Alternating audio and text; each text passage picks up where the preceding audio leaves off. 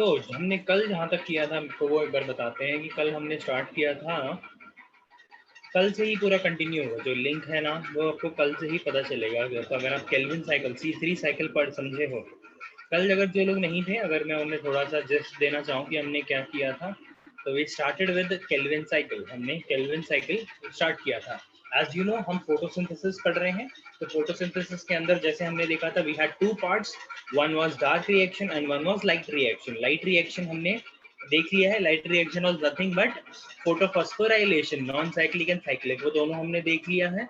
उसके बाद we had to do dark reaction. Dark reaction is nothing but Calvin cycle and that is nothing but C3 cycle. C3 cycle जो हमने कल देख चुके हैं हम, ठीक है। इसके it was done by Melvin kelvin. इसने एक एक्सपेरिमेंट किया था क्लोरेला पे, वो you can read the.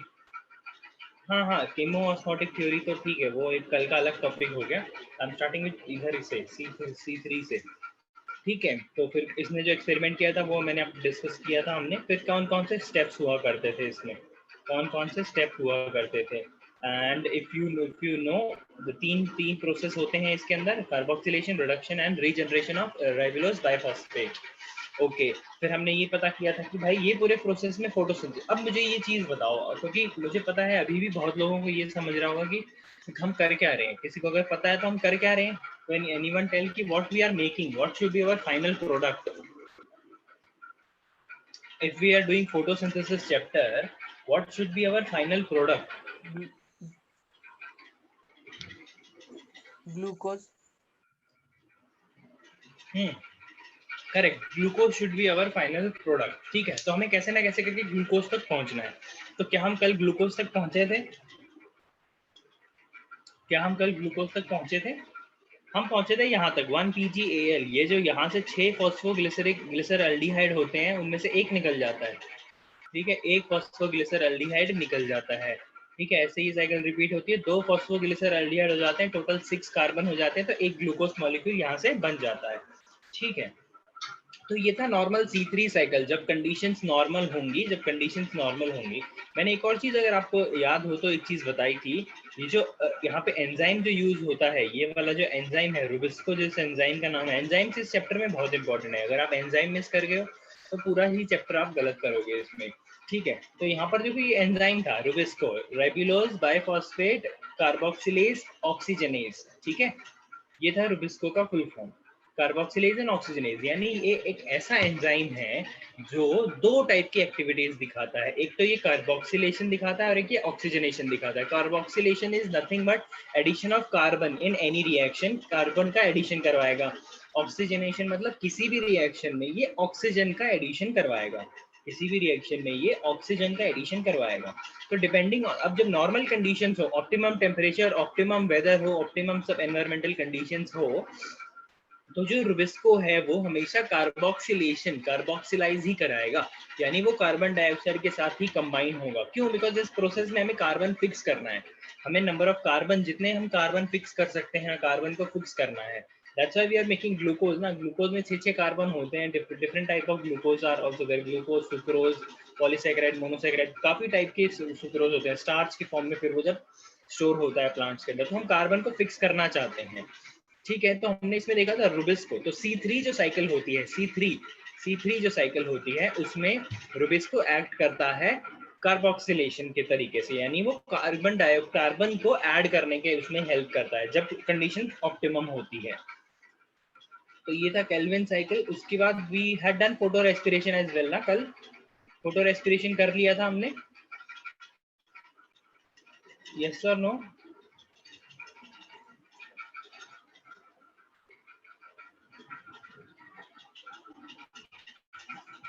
Yes और नो? यस, हाँ, हमने कर लिया था कल फोटो रेस्पिरेशन भी।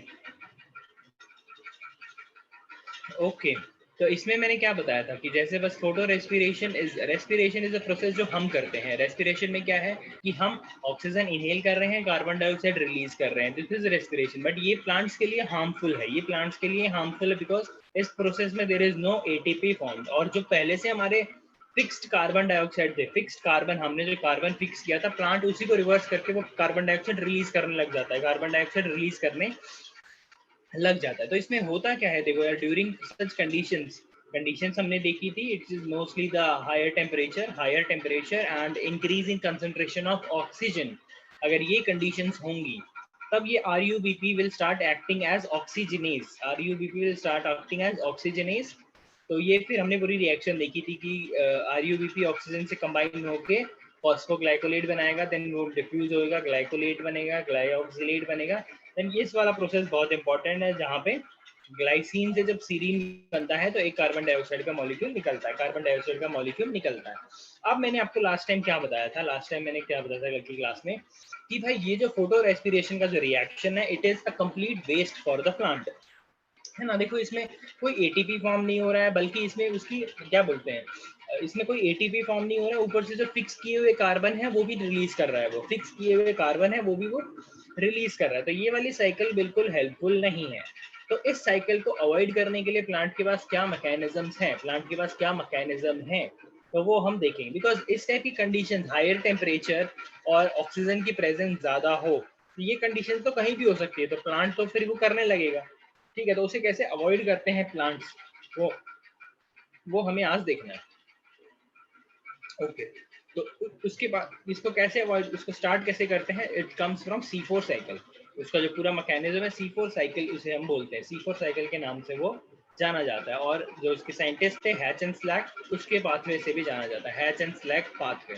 तो इसके एग्जांपल है C4 is nothing, C4 type is a type of plant. तो C4 टाइप के जो प्लांट होते हैं ना, they have a mechanism to avoid photorespiration. तो C4 प्लांट है ना, they have a special mechanism, they have a special cycle known as C4 cycle, जिससे वो फोटो रेस्पिरेशन को अवॉइड कर पाते हैं, जिससे वो फोटो रेस्पिरेशन को अवॉइड कर पाते हैं। They have certain adaptations, they have certain adaptations. तो वो कौन सी अडेप्टेशंस हैं जिससे वो फोटो रेस्पिरेशन अवॉइड कर पाते हैं, वो हमें आज देखना है। तो इसके एग्जांपल अगर आप जानना चाहो C4 के, तो maize, sorghum, sugar cane and euphorbia examples हैं इसके।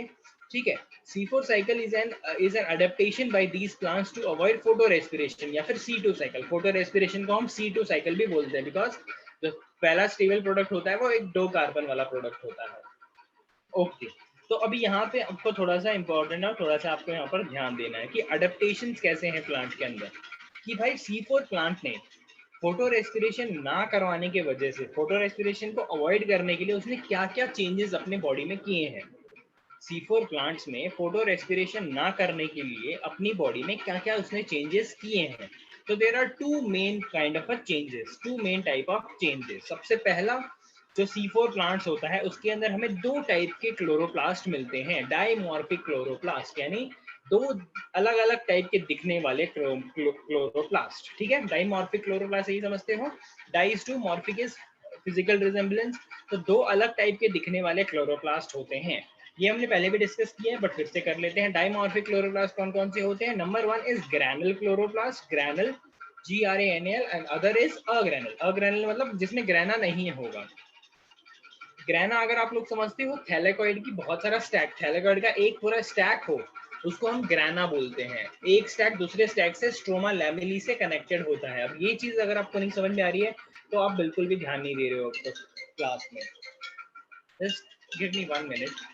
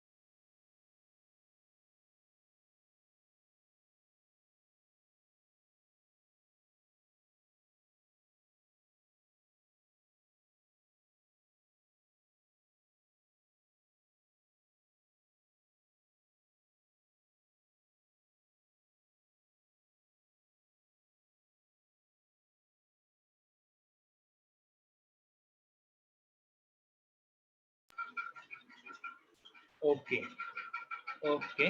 सो मैं आपको दो वो बता रहा था, डाइमॉर्फिक क्लोरोप्लास्ट के बारे में बता रहा था। एक होता है ग्रैनल, एक होता है अग्रैनल। ग्रैनल मतलब जिसके अंदर ग्रैना होती है। Grana is nothing but thylakoid जो होता है, थैलेकॉइड। थैलेकॉइड अभी आपको पता होगा क्या है।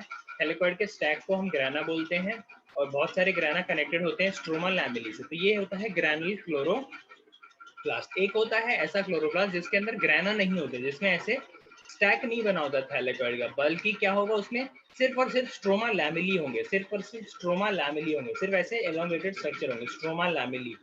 ठीक है, स्ट्रोमा लैमेली, समझ रहे हो आप। अगर अगर पता होगा थैलेकॉइड, थैलेकॉइड में सारे फोटोसिंथेटिक पिगमेंट्स वगैरह प्रेजेंट होते हैं। फोटोसिस्टम 1 और फोटोसिस्टम 2 दोनों होता है इसके अंदर, थैलेकॉइड के अंदर। बट स्ट्रोमा लैमेली के अंदर सिर्फ और सिर्फ फोटोसिस्टम 1 होता है। अगर आपको पहले की चीज याद है तो सिर्फ और सिर्फ फोटोसिस्टम 1 होता है उसके अंदर। तो ये चीज एक है। कैसे इससे इससे फर्क कैसे पड़ता है, इससे अडेप्टेशन क्या हुआ है, वो हम आगे डिस्कस करेंगे जब हम ये डायग्राम में देखेंगे उसे। अभी के लिए सिर्फ इतना याद रखो, दो टाइप के क्लोरोप्लास्ट होते हैं C4 प्लांट्स में। एक है ग्रैनल, एक है अग्रैनल। ठीक है, एक है ग्रैनल और एक है अग्रैनल। दो टाइप के क्लोरोप्लास्ट होते हैं यूजुअली जो होंगे। नॉर्मल प्लांट्स में कौन से होते हैं, सारे ग्रैनल होते हैं। ठीक है, सारे ग्रैनल होते हैं उनके अंदर। अब देखो, in C4 plants granal chloroplast is found. देखो अब सबसे इंपॉर्टेंट चीज क्या है, जो ग्रैनल क्लोरोप्लास्ट इज फाउंड है मीजोफिल सेल्स में। मीजोफिल सेल्स आपको पता होगा ना, मीजोफिल सेल्स। अगर लीफ हम देखते हैं तो अपर एपिडर्मिस देखते हैं, फिर लोअर एपिडर्मिस देखते हैं। ठीक है, तो हम एपिडर्मिस देखते हैं, बीच के जितने भी सेल्स होते हैं उनको हम क्या बोल देते हैं, मीजोफिल सेल्स। और mesophyll cells is differentiated into two different types. कौन कौन से टाइप्स है, anyone like to tell. Mesophyll cells is differentiated into two types of cells. कौन कौन से हैं वो प्लीज बताओ, लेट मी सी कितना आता है आप लोगों को। एनाटॉमी के चैप्टर से रिलेट करो इसे, एनाटॉमी के चैप्टर से, एनाटॉमी ऑफ फ्लावरिंग प्लांट।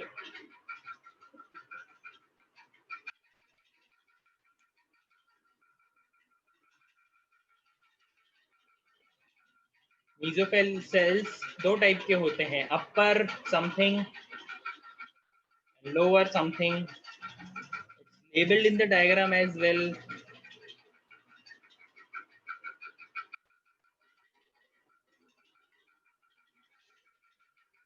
बताओ यार, देख के तो बता ही सकते हो। आई थिंक उतना उतना भी वो नहीं है। अच्छा, बाकी बाकी लोग क्या कर रहे हैं, सब सोने आए हैं क्या। सोना है तो यार फिर ये बंद करके सो लो। मुझे ऐसे लग रहा है कि ये 8 लोग देख रहे हैं, या फिर आप कुछ लोग समझ रहे हो, मैं ऐसे ही बक बक कर रहा हूँ फिर यहाँ पे। कुछ नहीं आ रहा है तो पूछो, कुछ आ रहा है तो बताओ। As simple as that man. आपको क्या एनर्जी वेस्ट हो रही है दो चार वर्ड टाइप करने में या फिर अनम्यूट करके बोलने में, मुझे समझ नहीं आ रहा है। अभी नहीं बोलोगे ना एग्जाम टाइम पे तो कुछ कुछ याद नहीं रहने वाला है फिर आपको कुछ भी।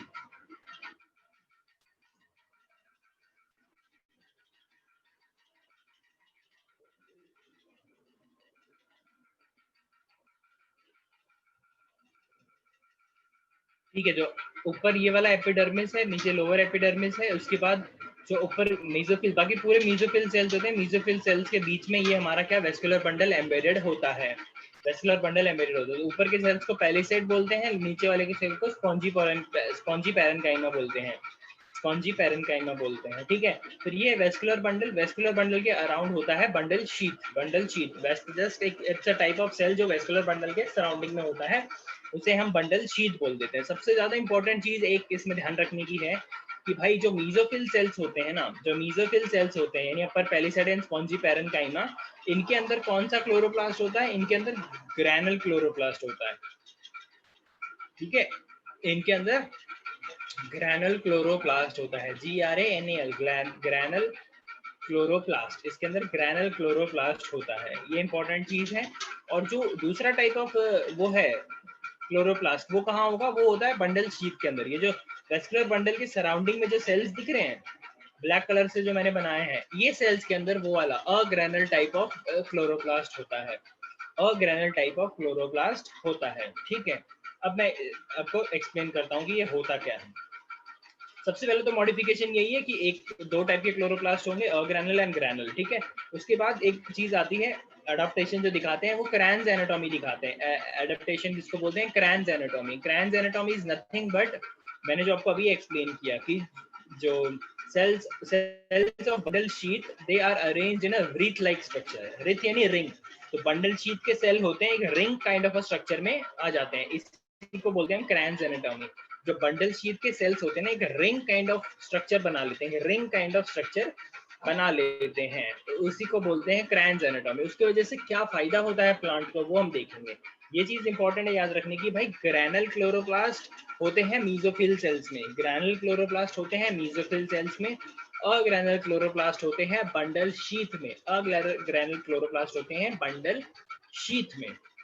ओके, तो एक चीज याद रखना भाई, हमें इशू क्या हो रहा था, सबसे पहले याद देखो, ये रुबिस्को है, रुबिस्को वो एक्ट करने लग जाएगा ऑक्सीजनेस कब, रुबिस्को ऑक्सीजनेस कब एक्ट करने लग जाएगा और कब ऑक्सीजन से वो ऐड करने लगेगा, जब टेम्परेचर होगा हाई और जब ऑक्सीजन का कंसेंट्रेशन होगा हाई। ठीक है, जब टेम्परेचर होगा हाई और ऑक्सीजन का कंसेंट्रेशन होगा हाई। सबसे पहले भाई ऑक्सीजन यूजुअली क्या होता था, जो हमारे क्लोरोप्लास्ट होते थे मीजोफिल सेल्स में होते थे। अब मीजोफिल सेल्स यार जस्ट एपिडर्मिस के नीचे वाला सेल्स होते हैं, एपिडर्मिस के नीचे वाले सेल्स होते हैं, ठीक है। तो होता क्या था कि डायरेक्ट सनलाइट पड़ने की वजह से यहाँ पर हीट ज्यादा हो जाती थी, यहाँ पर हीट ज्यादा हो जाती, सरफेस के जस्ट नीचे हीट ज्यादा होगी। देन अगर थोड़ी चीज अगर इसको और डेप्थ में मैं डाल दूं सेल के अंदर, लीफ के अंदर और अंदर काफी सारे सेल्स की लेयर अगर बीच में आ जाए, तो क्या वहां पे टेम्परेचर कम होगा थोड़ा, क्या वहां पे टेम्परेचर कम होगा, टेल मी। यहाँ पर टेम्परेचर, यहाँ से डायरेक्ट सनलाइट गिर रहा है, यहाँ से डायरेक्ट सनलाइट गिर रहा है, तो यहाँ पे सेल पे टेम्परेचर ज्यादा होगा ना देन यहाँ पे, ठीक है, समझ रहे हो। तो टेम्परेचर की प्रॉब्लम को उसने कैसे सॉल्व किया प्लांट्स ने, कि टेम्परेचर की प्रॉब्लम सॉल्व करने के लिए उसने जो अपने क्लोरोप्लास्ट थे, क्लोरोप्लास्ट को थोड़ा नीचे की तरफ शिफ्ट कर दिया, क्लोरोप्लास्ट को थोड़ा सेंटर की तरफ शिफ्ट कर दिया, ताकि डायरेक्ट सनलाइट उसके ऊपर ना पड़े, डायरेक्ट सनलाइट उसके ऊपर ना पड़े। अगर वो क्लोरोप्लास्ट यहाँ होता, जैसे ये ग्रैनल वाले हैं, तो इन पे डायरेक्ट सनलाइट पड़ेगा, ठीक है, डायरेक्ट सनलाइट पड़ेगा तो भाई टेम्परेचर तो हाई होना ही है, और जब टेम्परेचर अगर हाई होगा तो रुबिस को ऑक्सीजनेस करने लग जाएगा, ठीक है, तो that is a problem for plant. एक और प्रॉब्लम थी कि भाई ऑक्सीजन का कंसेंट्रेशन हाई है, ऑक्सीजन का कंसेंट्रेशन हाई है। अब देखो यार, यहाँ पे है ग्रैनल क्लोरोप्लास्ट, ग्रैनल क्लोरोप्लास्ट मतलब यहाँ पे फोटोसिस्टम 1 भी है और फोटोसिस्टम 2 भी है। इंपॉर्टेंट थिंग, ग्रैनल क्लोरोप्लास्ट है ना, ग्रैनल है, ग्रैना भी है, स्ट्रोमा लैमेली भी है, स्ट्रोमा लैमेली पीएस मतलब PS1 भी है, PS2 भी है। अब आपको पता होगा PS2 is associated with what, PS2 is associated with splitting of water or not, do you agree? PS2 is associated with splitting of water, yes, PS2 के साथ, PS2 जहां से स्टार्ट होता है वहां पे वाटर का स्प्लिटिंग होता है, बट टेल मी क्या PS1 में वाटर स्प्लिटिंग होता है, PS1 में फोटोसिस्टम 1 में नो सर। यस, फोटोसिस्टम 1 में वाटर स्प्लिटिंग नहीं होता है। और मैंने क्या बताया था, फोटोसिस्टम 1 की पोजीशन क्या है, does anyone remember, where is photosystem 1 located, photosystem 1 की लोकेशन क्या है,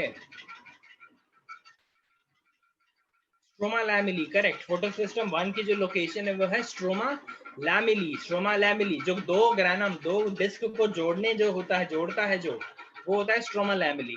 अब स्ट्रोमा लैमेली में कौन है भाई, फोटोसिस्टम 1 है, ठीक है। और मैंने अभी आपको क्या बताया कि भाई ये जो अग्रैनुल क्लोरोप्लास्ट है, अग्रैनुल क्लोरोप्लास्ट है, ये कहाँ प्रेजेंट है, ये प्रेजेंट है इनके अंदर, बंडल शीट के अंदर, बंडल शीट के अंदर। अग्रैनल है, ग्रैना नहीं है, तो इसके अंदर सिर्फ क्या है, सिर्फ और सिर्फ स्ट्रोमा लैमेली है, सिर्फ और सिर्फ स्ट्रोमा लैमेली है, सिर्फ और सिर्फ स्ट्रोमा लैमेली होने की वजह से इसके अंदर सिर्फ कौन है, फोटोसिस्टम 1 है, फोटोसिस्टम 1 है, there is no water splitting associated with it. और अगर वाटर स्प्लिटिंग नहीं होगा तो क्या ऑक्सीजन प्रोड्यूस होगा, टेल मी। ऑक्सीजन वहां पे कहाँ से आ रहा था, सिर्फ और सिर्फ वाटर के स्प्लिटिंग की वजह से आ रहा था, बट अभी वो वाटर ऑक्सीजन है ही नहीं वहां पे, अब water only PS1 is there, है ना। स्ट्रोमा लैमेली में, स्ट्रोमा जो ये है, इसके अंदर है अग्रैनुल क्लोरोप्लास्ट। हमें ये पता है कि अग्रैनुल क्लोरोप्लास्ट वो क्लोरोप्लास्ट होते हैं जिनके अंदर ग्रैना नहीं होता है, सिर्फ और सिर्फ स्ट्रोमा लैमेली होता है। फिर हमें ये पता है कि स्ट्रोमा लैमेली के अंदर सिर्फ और सिर्फ फोटोसिस्टम 1 होता है, और हमें ये भी पता है कि फोटोसिस्टम 1 के अंदर, फोटोसिस्टम 1 के अंदर वाटर डिसोसिएटिंग फैक्टर नहीं होता, यानी वहां पे वाटर का फोटोलिसिस नहीं हो पाएगा।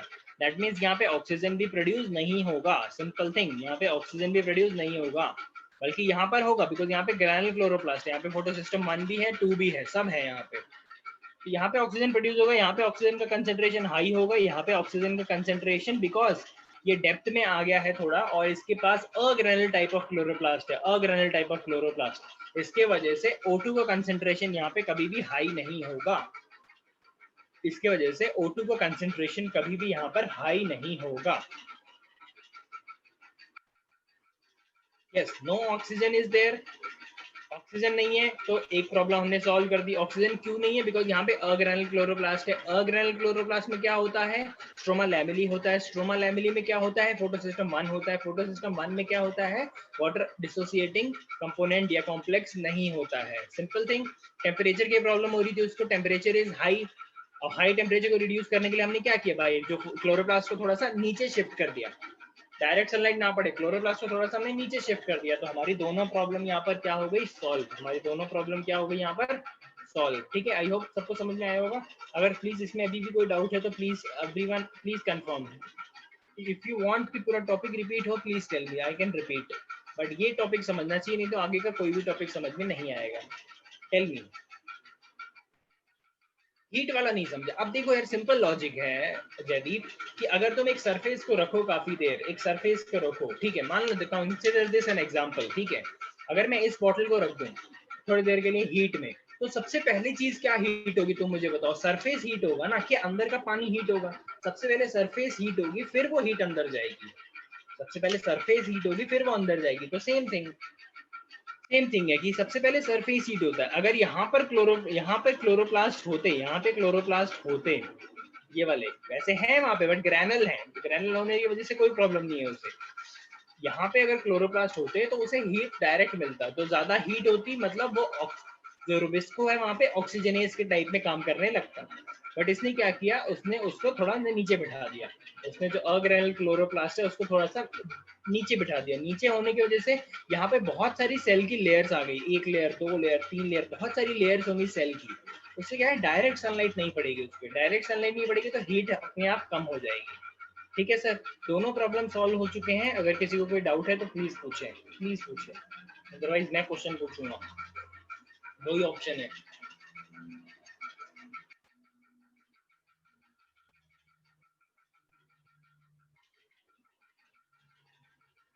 मतलब किसी को डाउट नहीं तो is it, can I ask you question? क्या मैं क्वेश्चन पूछ सकता हूँ? Are you all ready? Ask question. Everyone, एक बंदा मत बताओ मुझे, सभी बताओ कि क्वेश्चन पूछूं। क्वेश्चन पूछूंगा तो ही डाउट क्रिएट होगा, नहीं तो ऐसे तुम लोग डाउट पूछते ही नहीं हो।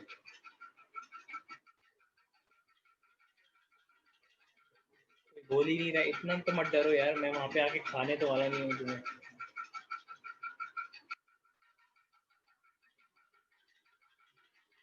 तुम ही ओके और तुम ही वन बोल रहे हो, और कोई कुछ बोल ही नहीं रहा है। Should we take some questions on this?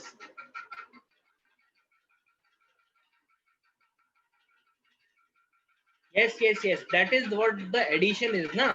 ग्रैनल chloroplast तो सब में होता है, ग्रैनल क्लोरोप्लास्ट तो हर एक सेल में होगा, हर एक के पास होगा, हर एक प्लांट के पास होगा।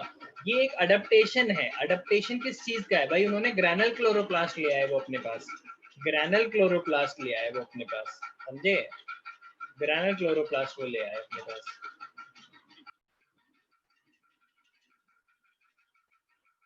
ठीक है, चलो ठीक है, तो आई होप आप लोग को समझ में आ गया होगा। तो we will go to the next topic. Should we move to the next topic? Next topic देखें।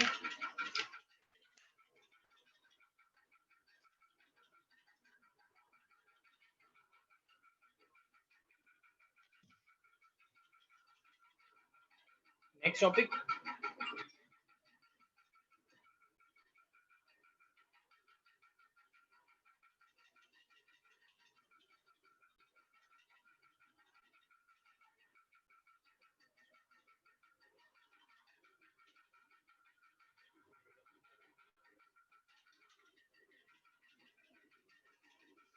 ठीक है,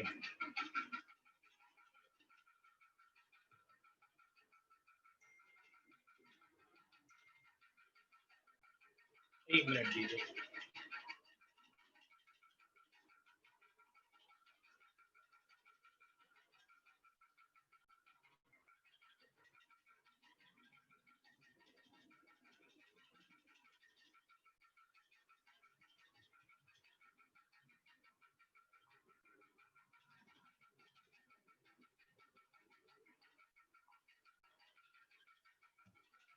ओके अब हमें देखना है एग्जैक्टली पाथवे कैसे होता है, एग्जैक्टली जो C4 पाथवे है वो दिखता कैसे। अडेप्टेशन तो हमने देख लिया कि क्या अडेप्टेशन कर रहा है, वो अडेप्टेशन को नजर में रखते हुए अभी हमें देखना है कि भाई क्या चीज अलग हो रही है, क्या चीज अलग हो रही है। ठीक है, इतना जूम इन करना ही पड़ेगा तभी दिखेगा। Okay I want all of you to be here, यहीं पे ध्यान देना और सुनना अच्छे से, ये तो है कि समझ आने से बाहर है ये है।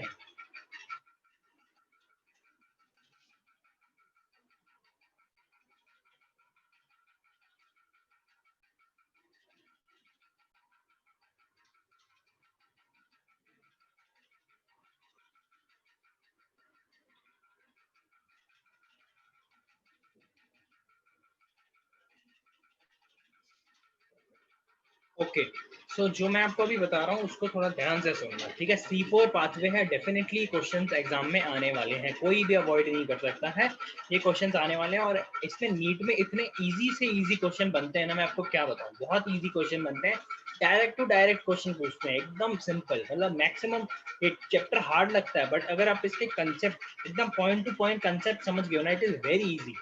इट विल हार्डली टेक, आप इसको 10 मिनट में पूरे चैप्टर को रिवाइज कर सकते हो। मैंने ऐसे नोट्स आपको दिए हैं अभी, इससे ज्यादा तो आप कोई कुछ नहीं कर सकता इस चैप्टर में। अगर साइकिल समझना है, साइकिल अभी आप ये सोचोगे यार इतनी बड़ी साइकिल में कैसे बनाऊंगा, क्या करूंगा, कैसे याद रहेगी, तो भाई ये समझ लेना है सबको याद करनी है, ठीक है। सबको ये डायग्राम बनाना पड़ता है, पूरे सभी बच्चे ही करेंगे। और it is very simple, logic समझो बस, लॉजिक समझो कि क्या किससे कंबाइन कर रहा है, उसके बाद प्रोडक्ट क्या बन रहा है, प्रोडक्ट कितने कार्बन का है, ये समझो ना, इट इज वेरी इजी। ठीक है, तो अभी मैं हम स्टार्ट कर रहे हैं। जैसे मैंने आपको बताया कि भाई इसमें दो टाइप के क्लोरो होंगे, क्या होंगे, दो टाइप के क्लोरोप्लास्ट होंगे, ठीक है, एक मीजोफिल सेल में, एक बंडल शीट सेल में।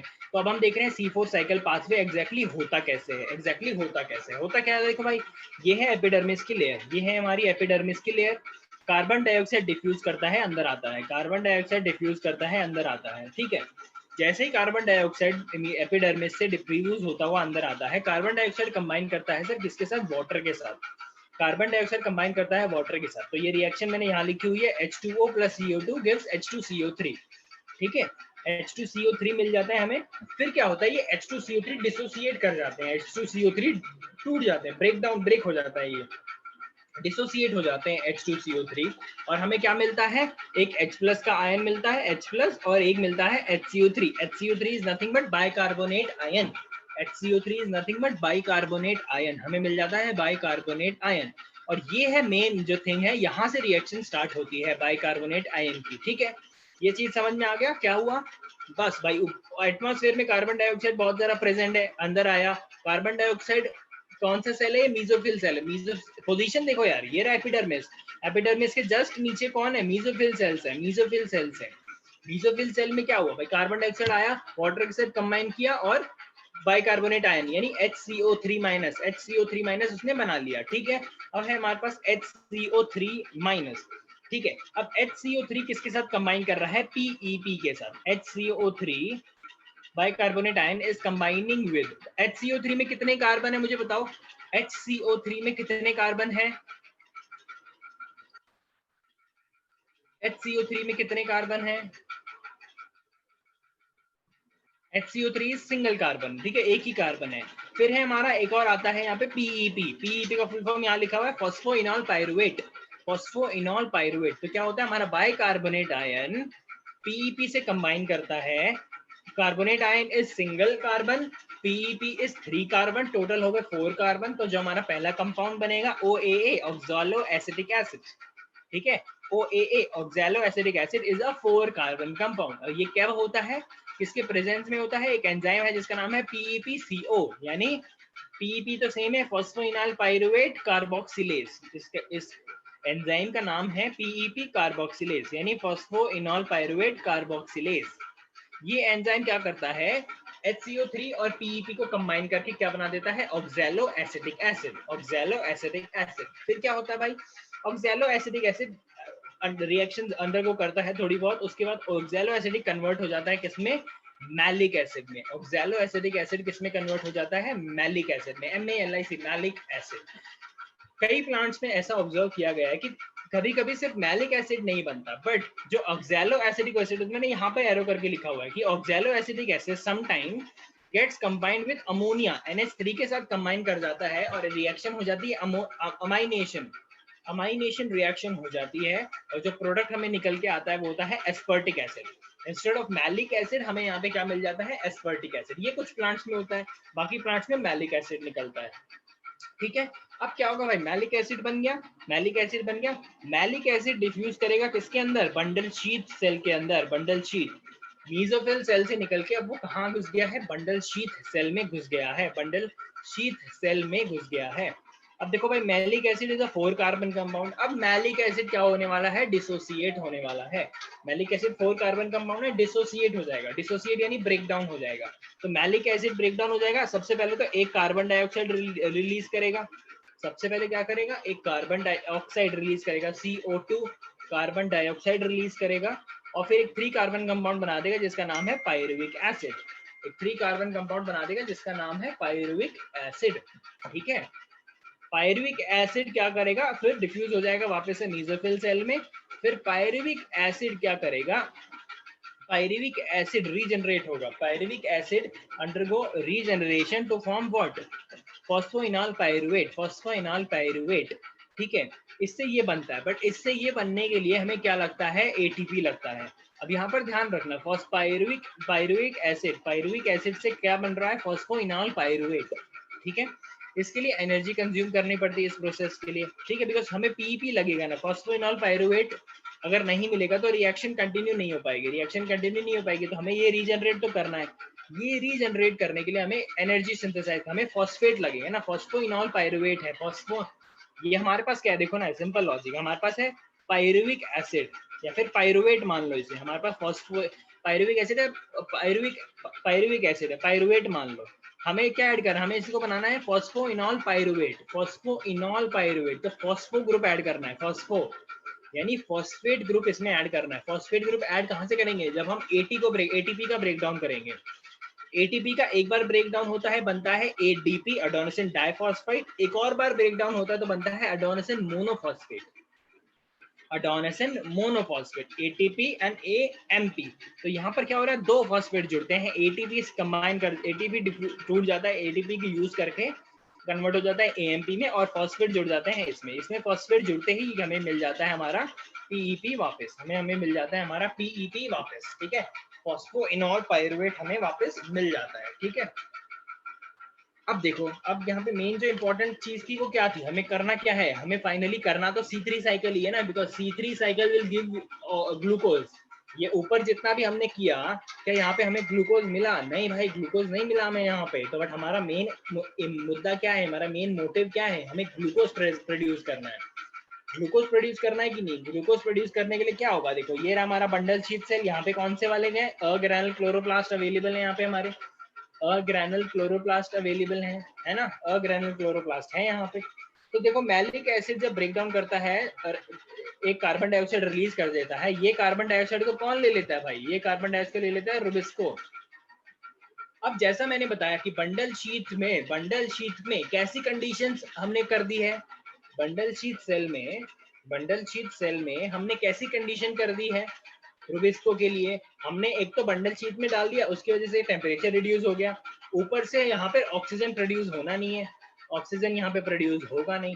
तो ये रिएक्शन, ये ऐसी हमने कंडीशन प्रोड्यूस कर दी यहाँ पर कि रुबिस्को के पास सिर्फ एक ही ऑप्शन है, rubisco will have to act as a carboxylase only. Rubisco के पास और कोई प्रॉपर्टी और कुछ कर ही नहीं सकता वो रुबिस्को, बिकॉज और कुछ करने के लिए उसको कंडीशंस वैसी चाहिए, उसको हाई टेम्परेचर चाहिए और हाई कंसेंट्रेशन ऑफ ऑक्सीजन चाहिए। यहाँ पर उसको दोनों ही नहीं मिल रहा है, अगर दोनों नहीं मिल रहा तो वो कैसे एक्ट करेगा, तो वो कार्बोक्सिलेज में एक्ट करेगा। तो फिर क्या होता है भाई, कार्बन डाइऑक्साइड RuBP से कंबाइन करके वही फिर पूरी साइकिल अपनी C3 साइकिल बनती है पूरी। ठीक है, यहाँ पे पूरा एक्सप्लेन करने की जरूरत नहीं है, डायरेक्टली ऐसे लिख सकते हो कि कार्बन डाइऑक्साइड RuBP से कंबाइन करेगा, फिर जितने भी प्रोडक्ट वगैरह बनते हैं सब बनते हैं, और ग्लूकोज एज अ स्टेप, एक स्टेप में ग्लूकोज हमारा रिलीज कर जाता है, ग्लूकोज इस स्टेप में हमारा रिलीज कर जाता है, PgAl निकलता है ना, PgL phosphoglyceraldehyde, that is nothing but आगे चल के ग्लूकोज बनता है। तो this is nothing but your C4 pathway. C4 pathway की कैसे हमने नॉर्मल कंडीशंस में अगर हाई टेम्परेचर, कुछ प्लांट्स जो अवॉइड नहीं कर पाते थे फोटो रेस्पिरेशन हमने कैसे अवॉइड किया? फोटो रेस्पिरेशन हमने कैसे अवॉइड किया कि हमने अग्रेनुलर क्लोरोप्लास्ट सबसे पहले तो प्लांट ने जनरेट किया। अग्रेनुलर क्लोरोप्लास्ट को भी उसने बंडल शीट के सेल्स में डाल दिया, मीजोफिल सेल्स में नहीं डाला, बंडल शीट के सेल्स में डाल दिया। और बंडल शीट के सेल्स में फिर रूबिस्को के पास एक ही ऑप्शन है, एज अ कार्बोक्सिलेज ही वो काम कर पाएगा। ठीक है, तो ये था हमारा C4 साइकिल या फिर C4 पाथवे इसे बोलेंगे।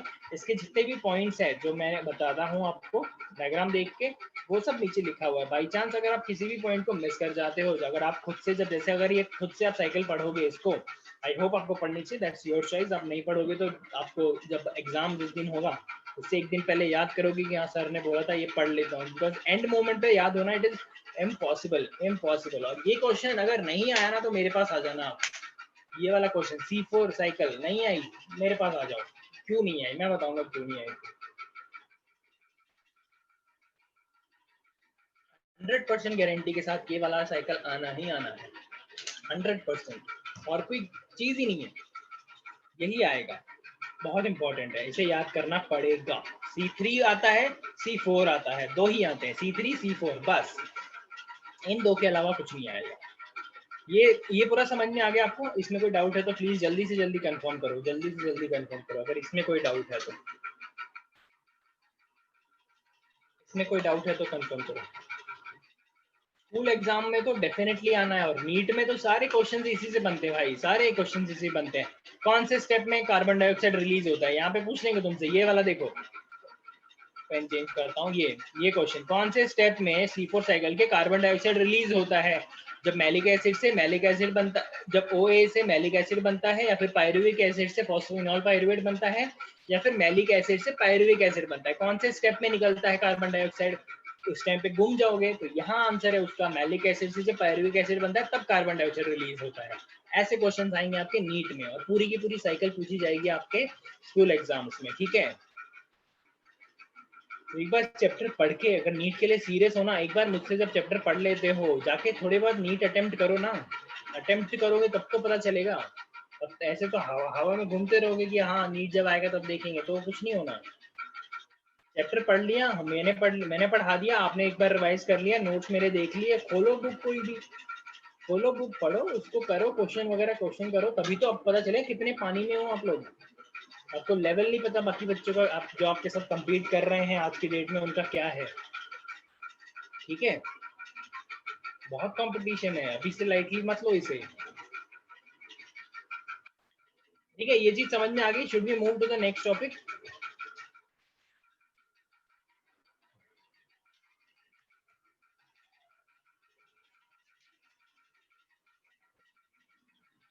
Okay, this is nothing but एक कंपैरिजन दिया हुआ है, बिकॉज यूजुअली क्वेश्चन पूछ लेते हैं तो आप कहाँ ढूंढते बैठते हैं, इसलिए मैंने पहले ही आपको दे दिया है। ठीक है, कंपैरिजन दोनों में दिया हुआ है, देखो सिंपल चीज है, जल्दी जल्दी देखते हैं इसको। सबसे पहले भाई comparison C3 and C4, C3 ये रहा, C4 ये रहा। तो कार्बन डाइऑक्साइड कौन एक्सेप्ट करता है C3 प्लांट में? हमें पता है भाई, RUBP करता है C3 प्लांट में। और C4 में कौन करता है? C4 में कौन करता है? देखो C4 हमने अभी भी पढ़ा था, C4 में कौन एक्सेप्ट कर रहा है कार्बन डाइऑक्साइड? ये रहा कार्बन HCO3, कार्बन इसी फॉर्म में ना, HCO3 के फॉर्म में कौन एक्सेप्ट कर रहा है? PEP एक्सेप्ट कर रहा है सबसे पहले। और सेकंड टाइम कार्बन डाइऑक्साइड कौन एक्सेप्ट कर रहा है? ये रहा कार्बन डाइऑक्साइड, कौन एक्सेप्ट कर रहा है? RUBP। ठीक है, ठीक है, तो ये रहा। अगर C3 साइकिल है तो कार्बन कैसे एक्सेप्ट हो रहा है? पहले तो RUBP कर रहा है C3 साइकिल में, और C4 में कौन कर रहा है? PEP करता है पहले मीजोफिल सेल्स के अंदर, फिर RUBP करता है बंडल शीट सेल्स के अंदर। दोनों दो जगह पे कार्बन एक्सेप्ट होते हैं, दो जगह पे कार्बन एक्सेप्ट होते हैं। सबसे पहला स्टेबल कंपाउंड कौन सा भाई? फॉस्फोग्लिसर अल्डिहाइड C3 साइकिल में। This is a 3 carbon compound, that's why इसे हम बोलते हैं C3 साइकिल। और यहाँ पे हमें बनता है oxaloacetic acid OAA, this is a 4 carbon compound, that's why the name is C4 plants. ठीक है, phosphoglyceraldehyde and oxaloacetic acid. Types of chloroplast, भाई इसमें एक ही टाइप होता है C3, हमने देखा था ओनली ग्रैनल। यहाँ पर दो टाइप है, ग्रैनल एंड अग्रैनल, दोनों की पोजीशन भी लिखी हुई है आगे। साइकिल्स इसके अंदर कौन सी होती है? C3 साइकिल में सिर्फ एक ही साइकिल होती है जो है C3। C4 साइकिल में जैसे हमने देखा कि भाई पहले तो पूरा साइकिल C4 भी होगा, और यहाँ पर छोटा सा साइकिल C3 भी होगा, तो यानी दोनों चीज होने वाली है, C3 भी और C4 भी। ठीक है, साइट ऑफ C3 साइकिल कहाँ होता है? नॉर्मल प्लांट्स में, मीजोफिल सेल्स। कहीं बंडल शीट तो सिर्फ और सिर्फ एक एक्सेप्शन है फॉर C4 प्लांट्स, बाकी हर जगह कहाँ पर होगा? मीजोफिल सेल्स के अंदर। तो C3 सेल्स में कहाँ पे हो रहा है? Site of C3 cycle mesophyll cells में। और C4 प्लांट में कौन से सेल्स होते हैं? जैसे हमने लास्ट डायग्राम में देखा, देखो भाई बंडल शीट सेल है, बंडल शीट सेल के अंदर क्या हो रहा है? C3 साइकिल हमारी हो रही है। ओके जी, एंजाइम सबसे इंपॉर्टेंट एंजाइम यहाँ पर कौन है? रुबिस्को। और यहाँ पर कौन है? ये रहा एंजाइम पेप्को। ठीक है, यहाँ पर पेप्को और रुबिस्को दोनों इस्तेमाल हो रहे हैं। पेप्को C4 में होता है, C3 में होता है। ऑप्टिमम टेम्परेचर देखो, C3 प्लांट है, 10 से 20 डिग्री ऑप्टिमम टेम्परेचर है, इससे ज्यादा होगा तो इसको चलेगा नहीं। लेकिन C4 प्लांट को थोड़ा ज्यादा टेम्परेचर भी चलेगा। वाई वाई वाई ज्यादा टेम्परेचर क्यों चलेगा? बिकॉज ये क्रैंज एनाटोमी शो करते हैं, ये क्रैंज एनाटोमी शो करते हैं। दो टाइप के इनके अंदर क्लोरोप्लास्ट होते हैं, और ऊपर से क्लोरोप्लास्ट थोड़े अंदर एम्बेडेड होता है। तो अगर टेम्परेचर हाई भी हो गया तो इन्हें कोई फर्क पड़ेगा नहीं, तो ये सारे कंपैरिजन है, डेफिनेटली इन पे भी क्वेश्चंस आएगा, ये चीज भी आपको याद रखनी है। कैंप रहता है, फैक्टर अफेक्टिंग फोटोसिंथेसिस रहता है, और ये रहता है 1 2 3 1 2 3। Yes, we are left with just 3 sheets finally. तो अब एक इंपॉर्टेंट देखो यार, हमने कितनी साइकिल पढ़ ली? हमने सबसे पहले पढ़ा non cyclic photophosphorylation, correct, done. फिर हमने पढ़ा साइक्लिक फोटोफॉस्फोराइलेशन, करेक्ट, डन। हमारा हो गया लाइट रिएक्शन पूरा, हमारा हो गया भाई लाइट रिएक्शन पूरा। उसके बाद शुरू होता है डार्क रिएक्शन। डार्क रिएक्शन में हमने सबसे पहले भाई क्या पढ़ा? हमने सबसे पहले पढ़ा C3 साइकिल, C3 साइकिल सबसे पहले हमने पढ़ा C3 साइकिल। ठीक है, C3 साइकिल हमने पढ़ा, ठीक है। उसके बाद हमने C3 साइकिल के बाद हमने देखा एक एक्सेप्शन, C3 साइकिल जब परफॉर्म नहीं होगी बिकॉज रुबिस्को की एक्टिविटी चेंज हो जाती है अंडर सर्टेन कंडीशंस, तो कौन सी साइकिल हो जाती है उसकी जगह पे? C2 हो जाती है, C2 साइकिल उसकी जगह पे हो जाती है। फिर हमने देखा कि C2 साइकिल को अवॉइड करने के लिए प्लांट्स कैसे, प्लांट्स एक अडेप्टेशन दिखाई शो करते हैं। कौन से प्लांट्स होते हैं वो अडेप्टेशन जो शो करते हैं? उनको हम बोलते हैं C4 साइकिल। यानी हमने C2 भी पढ़ा, C3 भी पढ़ा, C4 भी पढ़ा, C4 भी पढ़ा। तो इतनी सारी साइकिल्स हमने अभी तक पढ़ चुके हैं। अब हमें पढ़ना है भाई एक और पाथवे जिसका नाम है, एक और it's more of a metabolism kind of a thing, not a pathway, but हाँ इंपॉर्टेंट चीज है। कब कहाँ इंपॉर्टेंट होती है मैं आपको बताऊंगा, जिसका नाम है कैंप प्लांट्स। कई प्लांट्स को हम कैंप बोलते हैं, CAM, camp plants. Camp plant, camp का एक फुल फॉर्म है जिसका नाम है crassulacean acid metabolism, crassulacean acid metabolism, crassulacean acid metabolism. इसमें होता क्या है सर? इसमें होता क्या है सर? जैसे एक जो हमारे, अगर आप लोग ये मुझे बताओ, जो ज़ेरोफाइटिक प्लांट्स है, ज़ेरोफाइटिक प्लांट्स यानी जो ड्राई कंडीशन में प्लांट्स उगते हैं, वो कौन सी प्रॉब्लम का सामना सबसे ज्यादा करते हैं? ड्राई कंडीशन में जो प्लांट्स उगते हैं कौन सी प्रॉब्लम का सामना सबसे ज्यादा करते हैं? वाटर का ना, लॉस ऑफ वाटर, जो इवेपोरेशन के, जो ट्रांसपिरेशनल लॉस जो होता है वाटर का, सबसे ज्यादा प्रॉब्लम। बिकॉज यार ऑलरेडी उनके पास पानी नहीं है, ऑलरेडी उनके पास पानी नहीं है, तो ट्रांसपिरेशनल लॉस कैसे कर पाएगा वो? ट्रांसपिरेशनल लॉस कैसे करवाएगा वो? है ना, इंपॉर्टेंट थिंग है। अब सर मुझे बताओ, ट्रांसपिरेशनल लॉस अगर आपको बचाना होगा, ट्रांसपिरेशनल लॉस कहाँ से होता है वैसे, अगर कोई मुझे बताना चाहे तो? ट्रांसपिरेशनल लॉस कहाँ से होता है एक प्लांट में? ट्रांसपिरेशनल लॉस लीव्स से, लीव्स से होता है क्या? लीव्स में भी एक स्ट्रक्चर है, उससे होता है। लीव्स करेक्ट है, बट लीव्स में भी एक स्ट्रक्चर होता है। Yes, correct answer is stomata. Stomata से होता है भाई, स्टोमेटा से होता है क्या? ट्रांसपिरेशनल लॉस। स्टोमेटा से क्या होता है सर? ट्रांसपिरेशनल।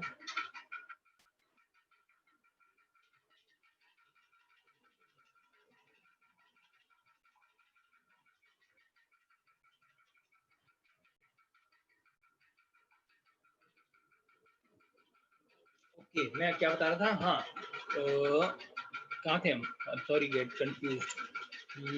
हाँ, मैं आपको बता रहा था ट्रांसपिरेशनल लॉस कहाँ से होता है। तो ट्रांसपिरेशन होता है स्टोमेटा से। अगर मुझे बताओ, अगर ट्रांसपिरेशनल लॉस मुझे कम करना होगा तो मुझे क्या चीज पे ज्यादा इफेक्ट पड़ेगा? मुझे क्या चीज करना चाहिए अगर मुझे ट्रांसपिरेशनल, प्लांट को सोचो, मुझे नहीं, प्लांट को अगर ट्रांसपिरेशनल लॉस कम करना है तो उसे क्या करना चाहिए? प्लांट को अगर ट्रांसपिरेशनल लॉस कम करना है तो प्लांट को क्या करना चाहिए? ट्रांसपिरेशनल लॉस होता कहाँ से है? स्टोमेटा। स्टोमेटा ओपन या क्लोज होता है, कौन कर सकता है उसे? प्लांट कर सकता है कि नहीं?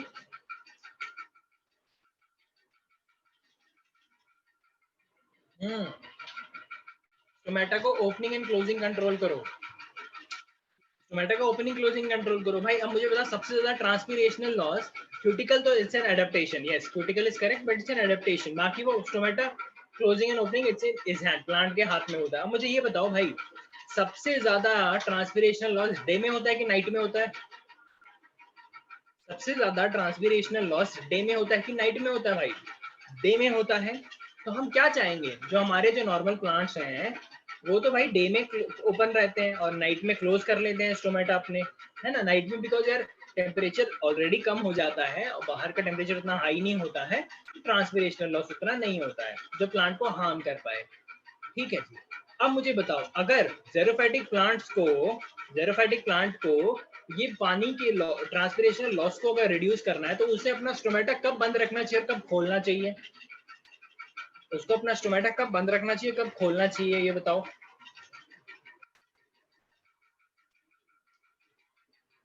Close in day, very important, this is very important. Close in day भाई, उसको दिन में, दिन के टाइम में उसे क्लोज रखना है और नाइट के टाइम में उसे ओपन करना है भाई। दिन के टाइम में बिल्कुल नहीं खोलना, दिन के टाइम में खोला तो भाई ट्रांसपिरेशनल लॉस, नाइट में खोल लो थोड़ा बहुत होगा तो उसे फर्क नहीं पड़ेगा, है जी। Closed in day open at night, very good, correct. अब देखो भाई ये हो क्या रहा है, तो इस टाइप के जो जेरोफाइटिक प्लांट्स है they have undergone a modification. तो देखो ये जो आप लोग जो मुझे बता रहे हो ना closed in day and night में ओपन, इस टाइप के स्टोमेटा को बोलते हैं photo active stomata, SCOTO active, photo active stomata. ये चीज याद रखना जी, बहुत जगह काम आ सकता है, डायरेक्ट क्वेश्चन पूछ सकता है कोई। फोटो एक्टिव स्टोमेटा क्या होते हैं भाई? वो वाले स्टोमेटा जो भाई दिन में क्लोज रहते हैं, रात को खुलते हैं, दिन में क्लोज रहते हैं भाई, रात में खुलते हैं, ये होते हैं फोटो एक्टिव स्टोमेटा। अब जी देखो बहुत इंपॉर्टेंट चीज मैं आपको बताने जा रहा हूँ, ठीक है। तो देखो होता क्या है, होता क्या है, अब हम देख रहे हैं, मान लो भाई नाइट का टाइम है, प्लांट्स आपने जो बताया वो बिल्कुल करेक्ट है, ठीक है। तो प्लांट करेगा क्या उस टाइम में, जब अभी बात चल रही है ड्यूरिंग नाइट, अभी बात चल रही है ड्यूरिंग नाइट, ठीक है, नाइट हो रहा है, यानी नाइट हो रहा है तो स्टोमेटा क्या है, ओपन है कि बंद है? ओपन है कि बंद है भाई नाइट में? इन पर्टिकुलर प्लांट्स के लिए, जेरोफाइटिक प्लांट्स के लिए नाइट में ओपन है, करेक्ट, नाइट में ओपन है, ओके वेरी गुड। अब ये नाइट में ओपन है तो भाई अंदर कौन आएगा हमारा, अंदर आएगा हमारा कार्बन डाइऑक्साइड। हाँ जी, कार्बन डाइऑक्साइड किसके साथ कंबाइन करेगा सर? वाटर के साथ। कार्बन डाइऑक्साइड वाटर के साथ कंबाइन करेगा, बनाएगा H2CO3। सेम चीज हो रही है जो पिछले पिछले वाले में हो रही थी, C4 में हो रही, C4 में हो रही थी। H2CO3 डिसोसिएट कर गया, H प्लस निकल गया, HCO3 निकल गया। HCO3 in the presence of enzyme PEPCO gets transformed into what? OAA, oxaloacetic acid, which is a 4 carbon compound. Same thing जो वहां हो रही थी ये यहाँ पे भी वही हो रही है। Oxaloacetic acid malic acid में कन्वर्ट हो गया, रिड्यूस होके क्या रिड्यूस हुआ, रिड्यूसिंग पावर यूज हुई वहां पे, रिड्यूसिंग पावर NADPH2 कन्वर्ट हुआ NADP में, NADPH2 कन्वर्ट हो गया NADP में, reducing power oxalo acetic acid खुद को रिड्यूस करके क्या बन चुका है, मैलिक एसिड। खुद को रिड्यूस करके क्या बन चुका है भाई, मैलिक एसिड। अब देखो अब ये मैलिक एसिड जाके स्टोर हो गया किसके अंदर भाई, वैक्यूल के अंदर, वैक्यूल के अंदर। Malic acid is stored continuously malic acid vacuole के अंदर स्टोर करा जा रहा है, कंटिन्यूअसली मैलिक एसिड वैक्यूल के अंदर स्टोर करा जा रहा है, करेक्ट है, सिंपल है। तो भाई नाइट टाइम में यही होना है, वो कार्बन डाइऑक्साइड लेगा और मैलिक एसिड स्टोर करेगा, कार्बन डाइऑक्साइड लेगा मैलिक एसिड बना के डाल देगा, कार्बन डाइऑक्साइड लेगा मैलिक एसिड बना के डाल देगा। मैलिक एसिड को प्रोसेस नहीं करेगा, प्रोसेस नहीं करेगा, ग्लूकोज नहीं बनाएगा उसका, ठीक है। अब देखो भाई अब हो गया दिन, अब हो गया दिन टाइम, ठीक है। उसको राइट में जितना करना तो कर गया, वो आगे मैलिक एसिड को प्रोसेस नहीं कर रहा है, उसे स्टोर करे जा रहा है, स्टोर करे जा रहा है, क्योंकि स्टोमेटा उसको खोलना पड़ रहा है। जैसे ही उसने स्टोमेटा किया बंद, सुबह हो गई, उसने कर लिया स्टोमेटा अपना बंद, जैसे ही उसका स्टोमेटा हो गया बंद, अब वो क्या करेगा भाई, धीरे धीरे बोलेगा भाई मैलिक एसिड आजा, तू बाहर आजा, तेरा काम शुरू करते हैं वापस। वो बोलेगा मैलिक एसिड भाई तू आजा बाहर, सबसे पहले मैलिक एसिड आएगा बाहर, ठीक है। फिर अब क्या होना है, अगेन सेम चीज रिएक्शन होती है, मैलिक एसिड फिर डिसोसिएट करेगा, मैलिक एसिड बना था अभी पहले खुद को रिड्यूस करके, अब मैलिक एसिड हो जाएगा डिसोसिएट करके क्या बनाने वाला है, मैलिक एसिड बनाने वाला है PEP। सेम थिंग हुआ था यहाँ पे भी आई गेस, यहाँ पे बट पायरुविक एसिड था, सेम थिंग है, बट यहाँ पे देखो मैलिक एसिड पहले बनता है pyruvic acid, pyruvic acid then convert होता है पीईपी में। सेम थिंग है ना, देखो यहाँ पे मैलिक एसिड था, मैलिक एसिड कन्वर्ट हुआ पायरुविक एसिड में, पायरुविक एसिड कन्वर्ट हुआ पीईपी में। तो यहाँ पे भी वही चीज हो रहा है, बस एक बीच का स्टेप हटा दिया गया है यहाँ पे, ठीक है। तो यहाँ पे मैलिक एसिड डायरेक्टली कन्वर्ट किसमें होने वाला है, फॉस्फोइनॉल पायरुवेट। उसके लिए उसको फॉस्फेट लगेंगे, उसके लिए उसको रिड्यूसिंग पावर लगेगी, रिड्यूसिंग पावर NADP कन्वर्ट हो जाएगा किसमें, NADPH2, यानी वो अपने जो फॉस्फेट वगैरह है वो निकाल देगा, हाइड्रोजन वगैरह है वो निकाल देगा। अपने रिड्यूसिंग पावर को रीगेन करते हुए मैलिक एसिड कन्वर्ट हो जाएगा फॉस्फोइनॉल पायरुवेट, फॉस्फोइनॉल पायरुवेट, ठीक है। अब ये क्या होगा भाई, ये अगेन फिर से रात को लगेगा ना, ये phosphoenol pyruvate will again be used at night, है ना भाई, क्योंकि रात को वापस से ये लगना है कि नहीं। ये देखो यहाँ पे लगेगा रात को पीईपी, ये कन्वर्ट होने के लिए ना पीईपी, ये वाला HCO3 पीईपी से जुड़ के OAA बनाता है। PEP plus HCO3 will give you OAA, oxaloacetic acid, in the presence of enzyme what, PEPCO, in the presence of enzyme what। तो ये चीज रात को लगने वाली है, इसने वापस से उसे रीगेन कर लिया। अब बहुत इंपॉर्टेंट चीज जो अब होने वाली है, because malic acid is a 4 carbon compound, malic acid is a 4 carbon compound, जब डिसोसिएट करेगा तो एक कार्बन डाइऑक्साइड रिलीज कर देगा भाई, एक कार्बन डाइऑक्साइड रिलीज कर देगा। सेम थिंग है भाई, सेम थिंग, जो चीज यहाँ पर हुई थी ना, जो चीज यहाँ पर हुई थी भाई, मैलिक एसिड एक कार्बन डाइऑक्साइड रिलीज कर देगा, पायरुविक एसिड बन जाएगा, पायरुविक एसिड कन्वर्ट हो जाएगा पीईपी में, ठीक है। यहाँ पे जैसे एटीपी का इस्तेमाल हो रहा था, यहाँ पे NADPH2 का इस्तेमाल हो रहा है। एक कार्बन डाइऑक्साइड मिल गया। अब भाई क्या हो रहा है, प्लांट को रेगुलर सप्लाई हो रही है कार्बन डाइऑक्साइड की। अब उसको कार्बन डाइऑक्साइड बाहर से लेने की जरूरत है क्या जी, बाहर से लेने की जरूरत है कार्बन डाइऑक्साइड की, नहीं ना। अब उसको बाहर से कार्बन डाइऑक्साइड लेने की जरूरत बिल्कुल नहीं है, बिकॉज क्यों, वो ऑलरेडी प्रोड्यूस कर रहा है, वो मैलिक एसिड से बना रहा है खुद का कार्बन डाइऑक्साइड, जो उसने रात को स्टोर करके रखा था वो भी उससे यूज कर रहा है। जैसे ही कार्बन डाइऑक्साइड हुआ, क्या करेगा कार्बन डाइऑक्साइड, RUBP तो रहता ही रहता है सेल के अंदर, RUBP के साथ कार्बन डाइऑक्साइड कंबाइन होगा, RUBP फिर अपनी कौन सी साइकिल शुरू हो जाएगी भाई, यहाँ पे कौन सी साइकिल शुरू हो जाएगी, एंड प्रोडक्ट हमें ग्लूकोज बनाना है, तो कौन सी साइकिल होनी चाहिए, ग्लूकोज कौन सी साइकिल में बनता है, ग्लूकोज कौन सी साइकिल में बनता है, C3, करेक्ट, C3 साइकिल हमारी कंटिन्यू हो जाएगी। Carbon dioxide as a raw material मिलते ही हमारी C3 साइकिल कंटिन्यू हो जाएगी, ग्लूकोज कंटिन्यू बनता रहेगा।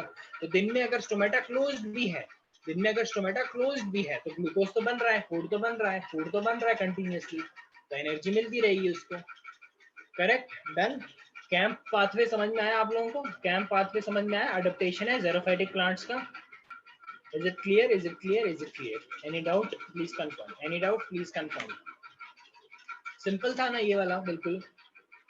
Was it simple? Was it tough?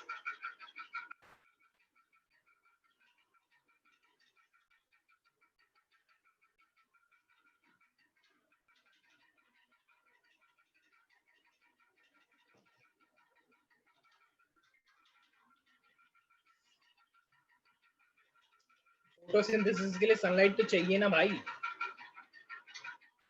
Sunlight तो चाहिए ना, सिर्फ कार्बन डाइऑक्साइड से थोड़ी काम चलता है,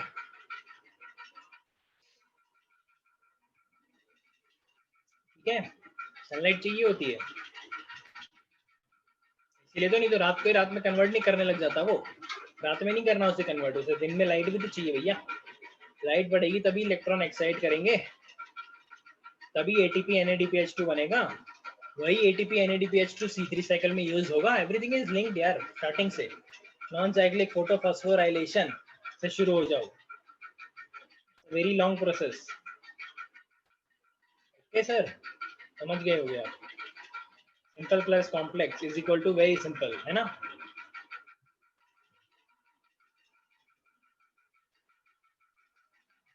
ओके अब वेरी सिंपल टॉपिक, जो मेन इंपॉर्टेंट टॉपिक तो चले जा चुके हैं। दिस इज नथिंग यार, factor affecting rate of photosynthesis आप पढ़ सकते हो खुद से, बट फिर भी हमारे पास टाइम है तो अपन करते हैं, वी हैव टाइम, जल्दी से देखेंगे। There some external factor, some internal factor. External factor तो हमें पता है कौन से होंगे भाई, लाइट होगी, लाइट तीन उसमें हम वेरी करेंगे, क्वालिटी ऑफ लाइट, यानी कौन सी वेवलेंथ अवेलेबल है, कौन सी वेवलेंथ अवेलेबल है। अब भाई देखो, ब्लू होगी और रेड होगी, ब्लू और रेड होगी यानी 400 के आसपास होगी या फिर 700 की होगी, सबसे ज्यादा फोटोसिंथेसिस होगा। जब 500 के आसपास होगी तो फोटोसिंथेसिस नहीं होगा। सिंपल लॉजिक है, क्वालिटी डिपेंड करती है अवेलेबल वेवलेंथ पे, अवेलेबल कौन सी वेवलेंथ अवेलेबल है, देखो भाई, रेड होगी तो थोड़ा, जब ब्लू होगी तो थोड़ा कम होगा फोटोसिंथेसिस, बट जब रेड होगी तो फोटोसिंथेसिस का अमाउंट हाई होगा। Simple logic. इंटेंसिटी देखेंगे भाई, इंटेंसिटी में दो टाइप आते हैं, दो टाइप के प्लांट्स होते हैं जिनको different type of intensity of plant लगता है, इंटेंसिटी ऑफ लाइट लगती है। एक होते हैं स्कियोफाइट्स, एक होते हैं heliophytes. Sciophytes are shade loving plants, ऐसे स्टार्ट होता है, याद रखना। Sciophytes is shade loving plant and heliophytes is sun plant. तो जो शेड लविंग है उनको इंटेंसिटी कम चाहिए, और जो सन प्लांट है इनको डायरेक्ट सनलाइट चाहिए, तो उनको लाइट की इंटेंसिटी ज्यादा चाहिए। Depends on the plant. Duration हमने देखा था यार, शॉर्ट डे, लॉन्ग डे, जो भी है, एवरेज ड्यूरेशन 10 से 12 घंटे की लाइट चाहिए भाई हर प्लांट को। 10 से 12 घंटे की लाइट हर प्लांट को चाहिए। ठीक है जी। एक और चीज हमने देखा है, जनरली अगर लाइट की इंटेंसिटी बढ़ती है तो फोटोसिंथेसिस का रेट बढ़ता है। ठीक है, लाइट थोड़ा बहुत लेवल तक जनरली हम इसे ऐसे बोल सकते हैं कि अगर लाइट की इंटेंसिटी बढ़ती है तो फोटोसिंथेसिस का रेट बढ़ता है, जनरल सेंस में हम ऐसा बोल सकते हैं। फिर भाई कार्बन डाइऑक्साइड का कंसेंट्रेशन, कार्बन डाइऑक्साइड अवेलेबल तो है ही, बट कम कंसेंट्रेशन में अवेलेबल है। थोड़ा सा इंक्रीज अगर कंसेंट्रेशन करोगे तो फोटोसिंथेसिस जरूर इंक्रीज करेगा, बट अगर ज्यादा कंसेंट्रेशन इंक्रीज कर दोगे फोटोसिंथेसिस हो जाएगा रिड्यूस। इस इफेक्ट को बोलते हैं कार्बन डाइऑक्साइड टॉक्सिसिटी। ये ऑब्जर्व किया है लोगों ने, इसीलिए बोल रहे हैं, साइंटिस्ट ने ऑब्जर्व किया है, कार्बन डाइऑक्साइड के ज्यादा प्रेजेंस होने की वजह से कार्बन डाइऑक्साइड टॉक्सिसिटी हो जाता है, कार्बन डाइऑक्साइड टॉक्सिसिटी हो जाता है, जिसकी वजह से फोटोसिंथेसिस का रेट डिक्रीज हो जाता है। इसीलिए ऑप्टिमम कंडीशन में चाहिए। ठीक है ना, बोलते हैं anything in larger quantity is harmful, तो सेम थिंग यहाँ पे एक्सेस में अगर आ जाता है तो भी वो चीज हार्मफुल है। कार्बन डाइऑक्साइड का ये सीन है। ऑक्सीजन का क्या सीन है भाई, ऑक्सीजन का कंसेंट्रेशन इंक्रीज करेगा तो फोटोसिंथेसिस यहाँ पे क्या कर रहा है, डिक्रीज कर रहा है। करेक्ट है कि नहीं है यार, बिकॉज अगर ऑक्सीजन का कंसेंट्रेशन होने लगा वहां पर, तो वहां पर क्या शुरू हो जाएगा, फोटो रेस्पिरेशन शुरू हो जाएगा। याद है कि नहीं है, याद है कि नहीं, अभी थोड़ी देर पहले किया था। अगर ऑक्सीजन का कंसेंट्रेशन बढ़ने लग गया तो फोटो रेस्पिरेशन क्या होगा भाई, फोटो रेस्पिरेशन क्या होगा, शुरू हो जाएगा।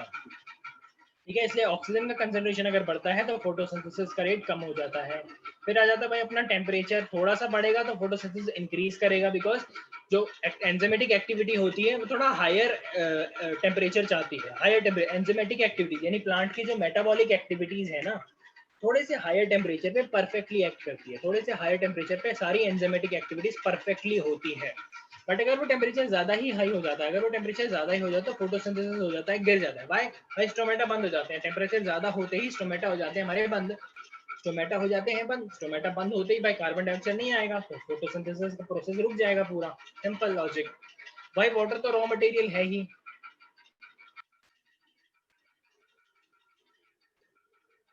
नहीं मोस्टली उसे दोनों कंडीशन चाहिए। अब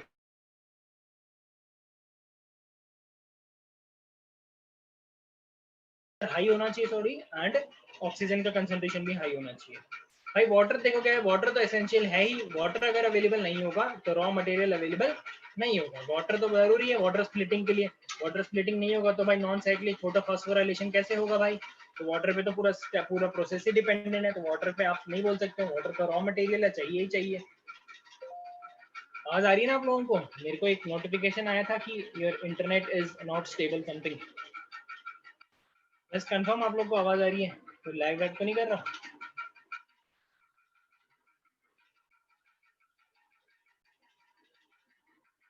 तो आवाज आ रही है, प्लीज कंफर्म। आ रही है, आ रही है, आ रही है, आ रही है। तो ये थे भाई एक्सटर्नल कंडीशन, ये थे एक्सटर्नल कंडीशन। इंटरनल कंडीशन देख लेते हैं थोड़ी बहुत, इंटरनल कंडीशन देख लेते हैं। इंटरनल कंडीशन कुछ नहीं है, बहुत ही सिंपल सी है। क्लोरोफिल का कंटेंट कितना है, क्लोरोफिल का कंटेंट कितना है, this is just a definition, आपको दे दिए, कोई पूछेगा नहीं।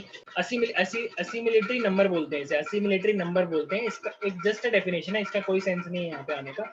असिमिलेटरी नंबर होता है amount of carbon dioxide fixed per gram of chlorophyll per our.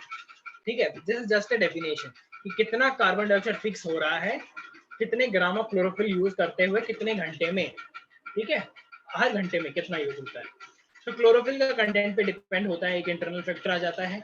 Number of chloroplast, chloroplast अगर ज्यादा होंगे तो फोटोसिंथेसिस ज्यादा होगा। नंबर ऑफ स्टोमेटा, स्टोमेटा ज्यादा होंगे तो ज्यादा कार्बन डाइऑक्साइड अंदर आएगा। ठीक है, स्टोमेटा अगर अच्छी पोजीशन पे होंगे, डायरेक्ट सनलाइट जहाँ पे गिरे तो उसको और फायदा होगा उसको। ठीक है, ओपनिंग एंड क्लोजिंग में। फिर एक और प्रोसेस जो आ जाता है जिसको बोलते हैं अक्यूमुलेशन ऑफ फोटोसिंथेट्स।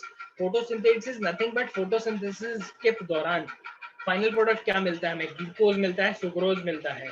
तो इन्हें बोलते हैं फोटोसिंथेट्स, यानी फोटोसिंथेसिस के प्रोसेस में ये चीज निकलती है, फोटोसिंथेट्स, अक्यूमुलेशन ऑफ फोटोसिंथेसिस।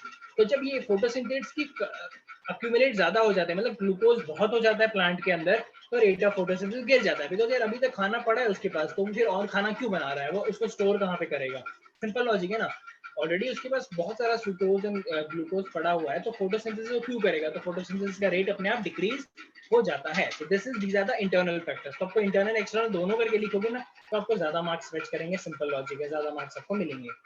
ये तो यार हम सबको पता होगा। ट्रांसलोकेशन ऑफ फोटोसिंथेट्स कैसे होता है भाई? देखो, सिंथेसिस किस फॉर्म में होता है? जो ग्लूकोज जो फूड बनता है प्लांट के लिए ना, किस फॉर्म में बनेगा? बनेगा ग्लूकोज के फॉर्म में। हाँ जी, बनेगा ग्लूकोज के फॉर्म में। बट यार ग्लूकोज होता है बहुत ज्यादा एक्टिव, सेल के साथ रिएक्ट कर जाता है और पूरा डिसोसिएट कर जाता है, ठीक है, ग्लूकोज। तो जब इसको ट्रांसपोर्ट करना होता है ग्लूकोज को, जब एक रीजन से दूसरे या फिर स्टोरेज रीजन या फिर फाइनल डेस्टिनेशन पे अगर उसे पहुंचाना होता है हमें, तो ट्रांसपोर्ट करते हैं उसके सुक्रोज के फॉर्म में। सुक्रोज के फॉर्म में उसे हम ट्रांसपोर्ट करते हैं, ठीक है। अब सुक्रोज क्या है? It is a non reducing sugar. Sucrose क्या है भाई? सुक्रोज है नॉन रिड्यूसिंग शुगर। सुक्रोज है नॉन रिड्यूसिंग शुगर। क्या है sugar? Non reducing, that is it is not reactive. ज्यादा रिएक्टिव नहीं है, अपने आप को रिड्यूस नहीं करेगा। जैसे ग्लूकोज रिड्यूस कर जाता है, डिसोसिएट कर जाता है, सुक्रोज कभी डिसोसिएट नहीं होगा। तो सुक्रोज के फॉर्म में जब कहीं भी भेज दो, सुक्रोज सुक्रोज ही रहेगा, वो कभी डिसोसिएट नहीं करेगा। सुक्रोज कभी डिसोसिएट नहीं करेगा, ठीक है। तो सिंथेसाइज होता है ग्लूकोज के फॉर्म में, ट्रांसपोर्ट होता है सुक्रोज के फॉर्म में, और स्टोर किसके फॉर्म में होता है? स्टार्च के फॉर्म में। स्टोर होता है स्टार्च के फॉर्म में, पॉलीसेकेराइड जिसे हम बोलते हैं, स्टार्च के फॉर्म में ये स्टोर हो जाता है। फिर अगर किसी को लगता है तो यहाँ पर आके स्टोर हो जाता है। फिर किसी भी ऑर्गन को अगर लगता है तो ये स्टोर्ड मटेरियल से वो चला जाता है अगेन सुक्रोज के फॉर्म में, और प्लांट उसे ले लेता है, ठीक है। और भाई ये पूरा जो ट्रांसलोकेशन हो रहा है तो इसके थ्रू हो रहा है। फूड किसके थ्रू ट्रांसपोर्ट होता है भाई? ऑफ कोर्स फ्लोएम ना। वाटर तो जाइलम करता है, तो फ्लोएम क्या करेगा? फूड ट्रांसपोर्ट करेगा ना, फूड ट्रांसपोर्ट करेगा, ठीक है सर। Is it clear?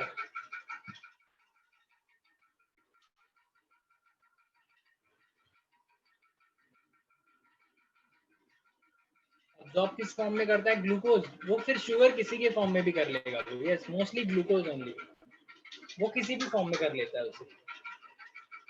जिस प्लांट को, जिस ऑर्गन को चाहिए, वो किसी भी फॉर्म में कर लेगा। बस ये मैकेनिज्म है कि वो कैसे कैसे कहाँ कहाँ पहुंचता है, ठीक है। In this way we have finally after so many lectures we have finished this particular chapter.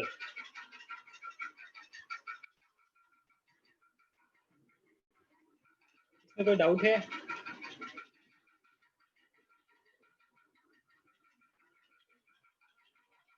Any doubt? बहुत इंपॉर्टेंट फाइल है, इसी फाइल में आपको अभी के अभी भेज देता हूँ। मुझे 1 मिनट दो, मैं भूल जाता हूँ। I will just send it right now, give me 1 minute.